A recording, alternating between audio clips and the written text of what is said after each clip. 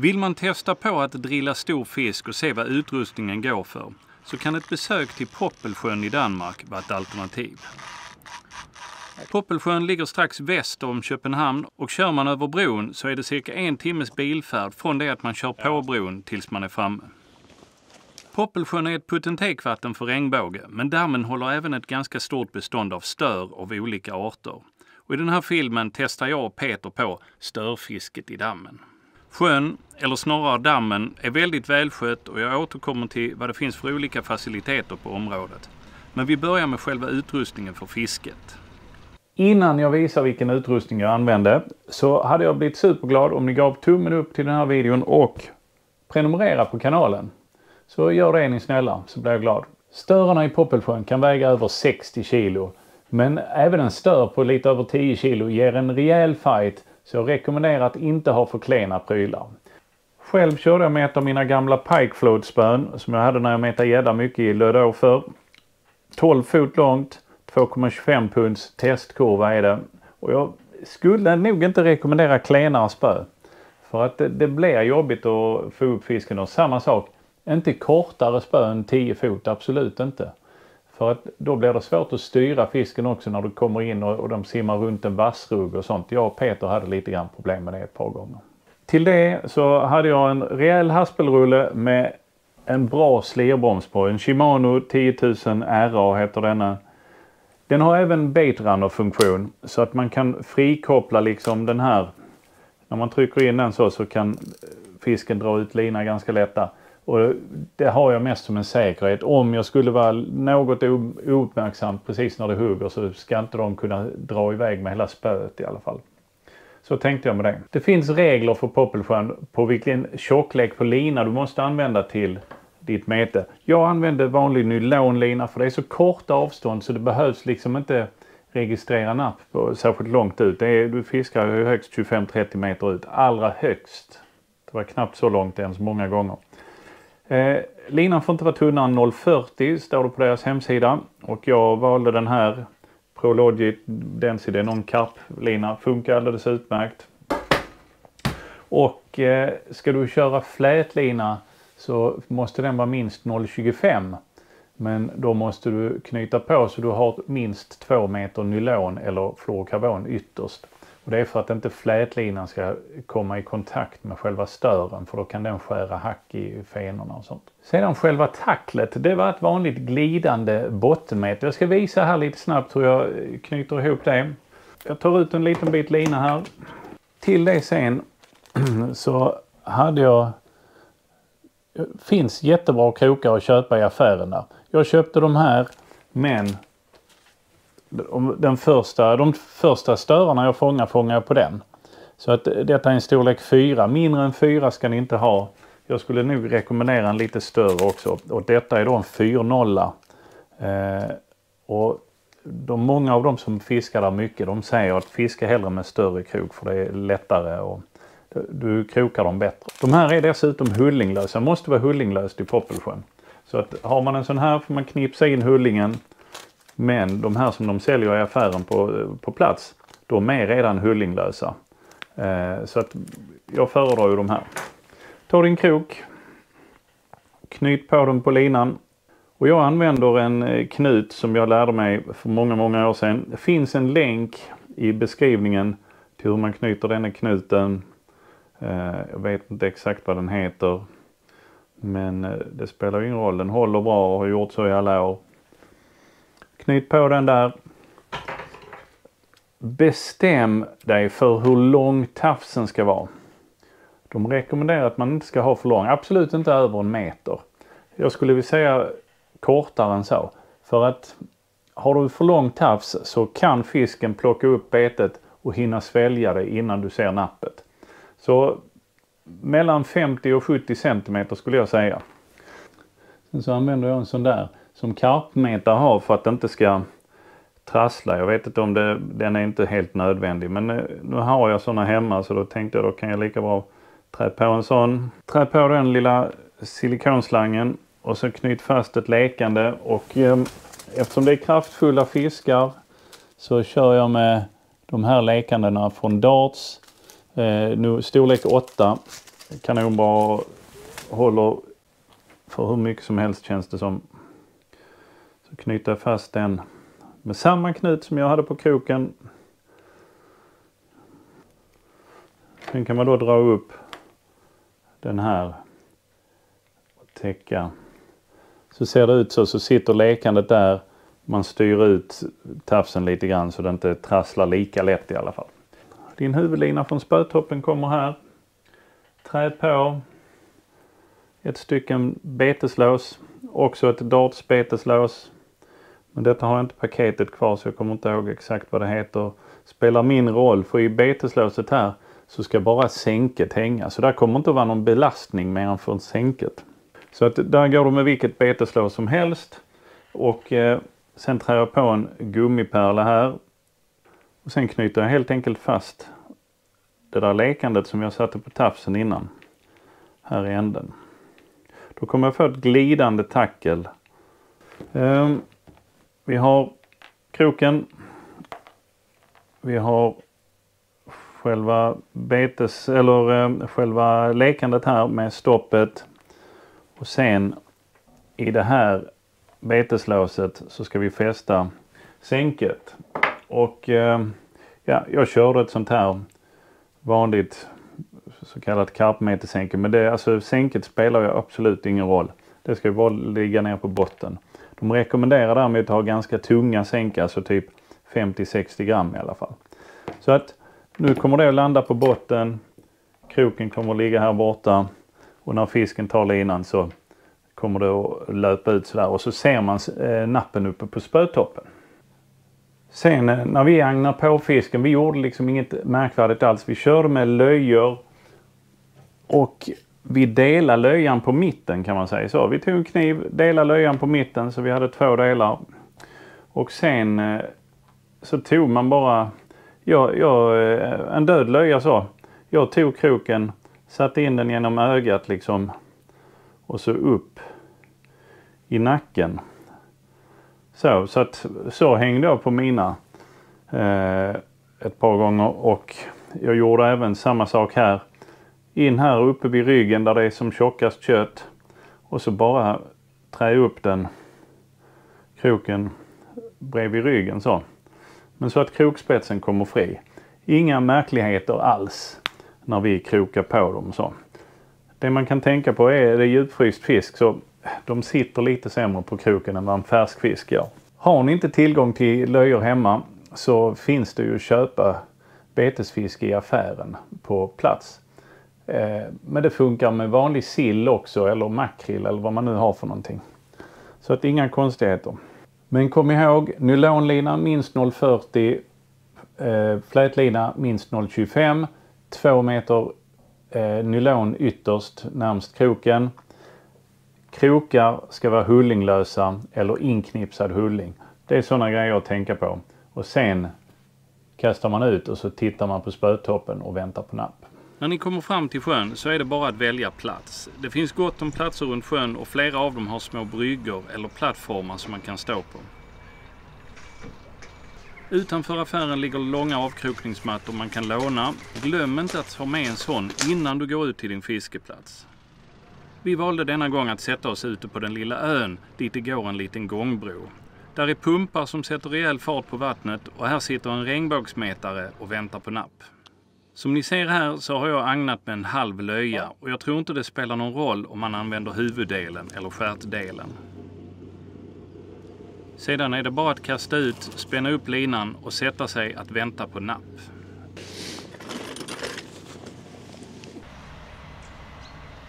Men även om jag är först igång så är det Peter som krokar den första fisken.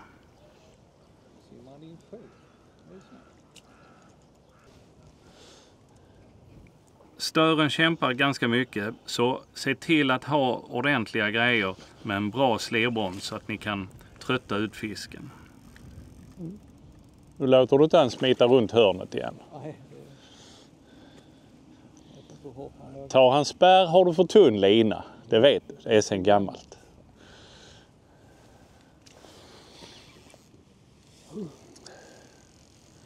Mina kontorsarmar är slut. Även om de är rätt stödiga. Det måste ju vara en bra bit över 20 den ju. Eller så är den felkrokad. Ja, den känns som men det ser inte ut så på knyckarna tycker jag.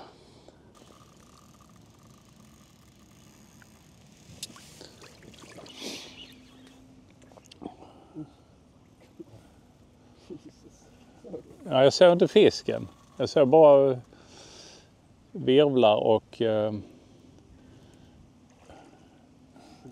nu såg jag skymta en fisk i alla fall. Lina gick ner och spratt den där.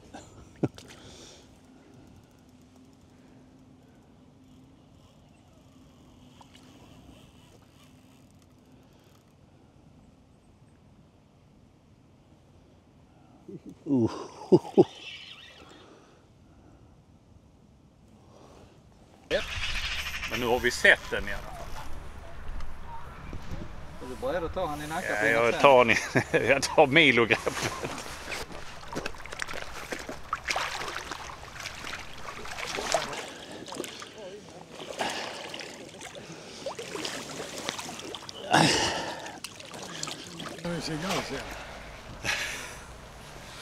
Ska vi väga den också?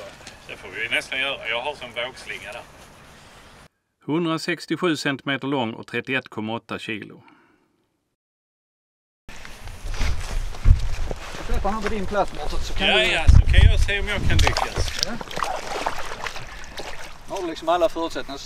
Isättning av fröken Beluga. 31,8. 31,8. Lite vatten i stövlen får man räkna med. Inne på området finns en redskapsaffär som är ganska välutrustad. Framförallt med alla prylar man kan tänkas behöva för störfiske eller regnbågsfiske. Jag skulle tro att de har en komplett uppsättning av powerbaits åtminstone. Här finns även utrustning att hyra för de som inte har tillräckligt kraftiga doningar.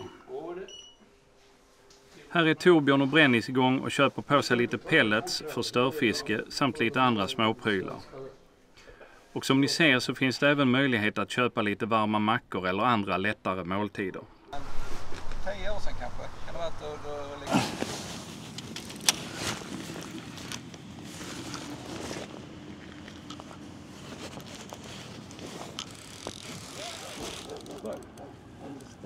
Bug in the stang, ja. Där var en där. Jävlar, den jagar ju. Det måste ni ha gjort. Ut med den, jag bör fiska. Ja men fiska du, släng det där längs vassen då. Så kan vi ha dubbeldrill.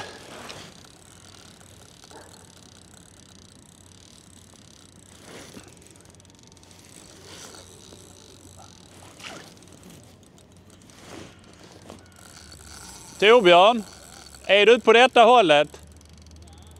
Ja, för det är min fisk också.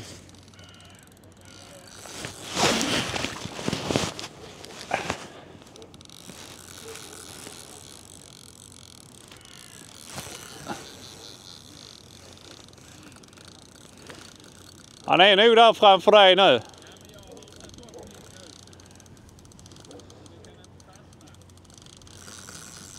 Jag kan inte hålla fanskapet. Eller så är jag för vek i armarna kanske.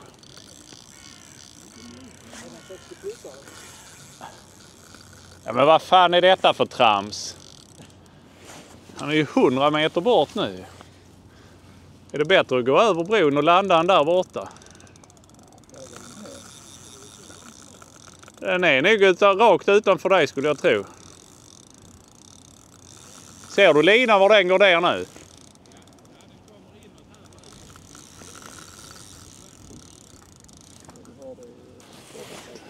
Ja, mycket bra.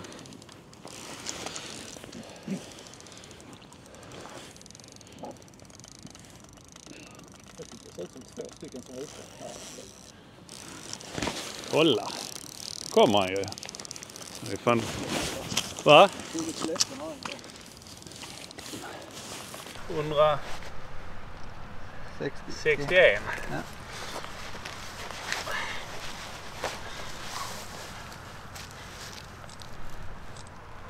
Ta någon här framme på nosen också.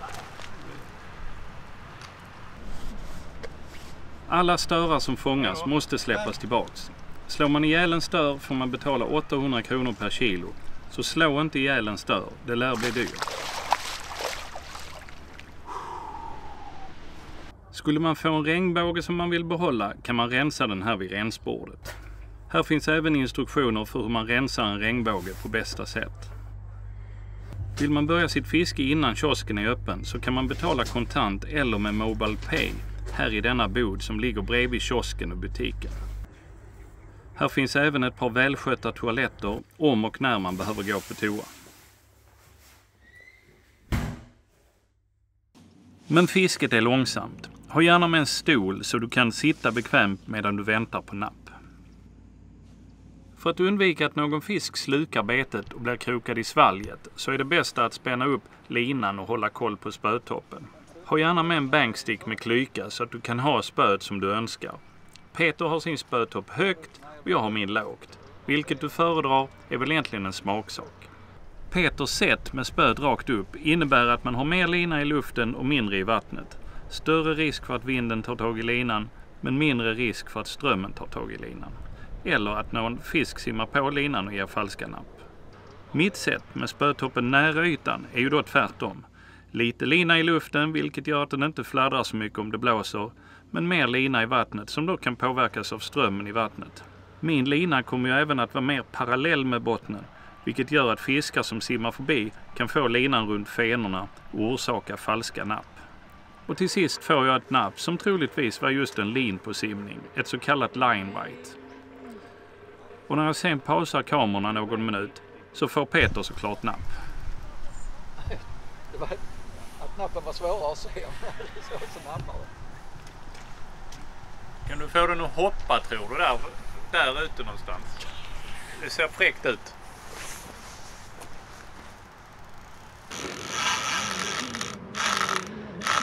Söker den där. Tycker du har du inte det lite löst ställt?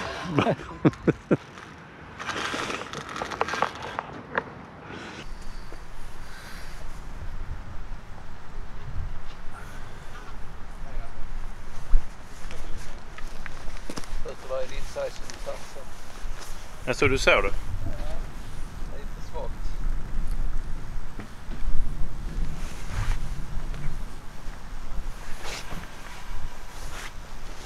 Så rätt nära ryggraden så köttfetting det är inte. Antingen kunna ändå. Varför inte det? Ser du den här? Ja. Vad är han ute? I fat. Är den inne nu? Den var inne. Vad stod du och le? Du får börja umgås. Men jag hade aldrig kunnat ta den. Den är stor. Jag har inte förberett med mattan. Den är större, Peter. Tror jag. Knockad! Ja, jag tar i fallen. Ja. Dra upp mattan på det platta.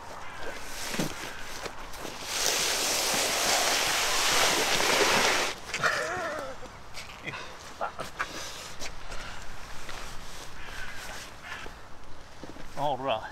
186. 286. Kan du hålla upp skärten lite där eller rikta den där ja.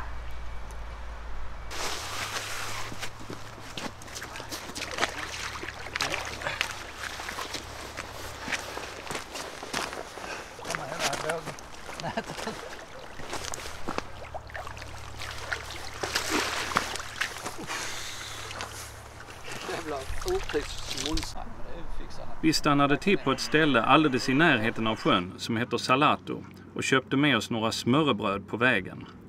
Tyvärr missade jag att köpa en citronvann eller en Tuborg grön till mackorna så det blev inte 100% dansk lunch. Det var någon gubbe som inte skulle få tillbaka. Oj!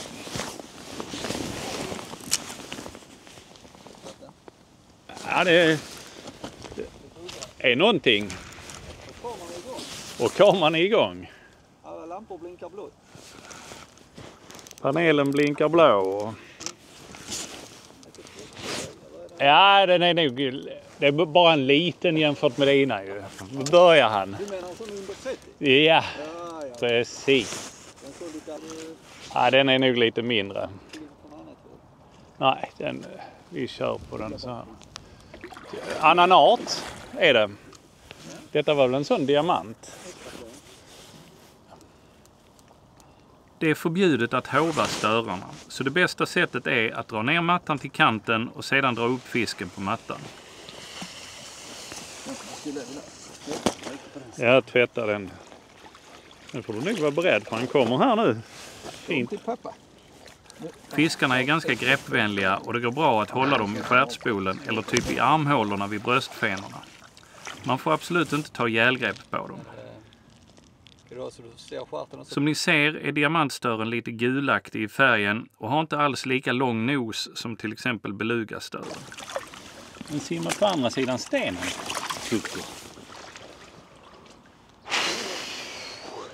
Då leder jag artjakten, får jag säga. I Poppelsjön finns 7 olika arter av stör och den sista jag fick här var en diamantstör. Du kan läsa mer om de olika arterna på Poppelsjöns hemsida. Länk finns i beskrivningen. Det är därför du har problem att få in den. Släpp det. Sen hände det inte så mycket mer på eftermiddagen. Peter testade ett utlägg på andra sidan ön och fick en mindre stör där. Ja, han är inte jätte. Det är en sån låtenplats.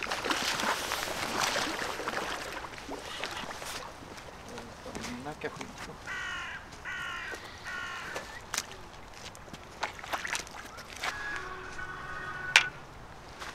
Du har den. Ja, det är en cool bild. Framåt kvällen däremot så verkade det som att aktiviteten ökade och vi missade flera napp. Man ska dock komma ihåg att en del napp är fisk som simmar på linan. Men vi har även fått både abborre och mört i sjön när vi har metat med fiskbitar på kroken.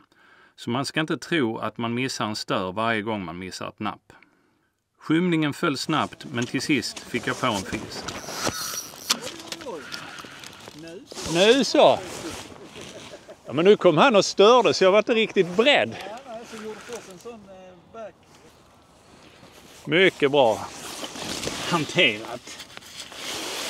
Och det var det sista som hände innan hemfärd. Länkar till både smörrebrödstället och sjön finns i beskrivningen. Jag har redan planerat in att jag ska testa på regnbågsfisket i sjön en annan gång. Men har ni tittare förslag på något annat jag borde testa nu i vinter så skriv det i kommentarerna. Och sen får ni gärna kolla vidare på någon av de här filmerna.